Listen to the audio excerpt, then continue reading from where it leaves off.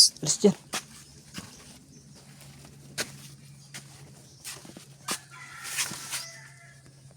Narang si ano, yung nakiyaw, si Dayo.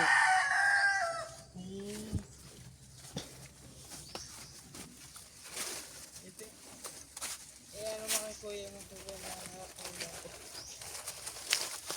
Sana mo lang punta kang dito. Binididi yung ano. Pusod. Hindi pa makadidit na ang uyo nga ito.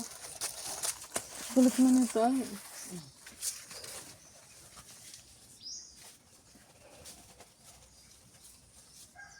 Anong oras ang anak yan?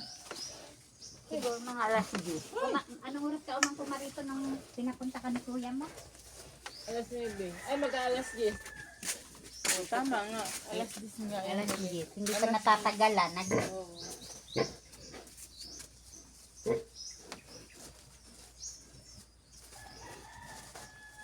Dahil ano, alas 9 ako yung nagkahangir ay.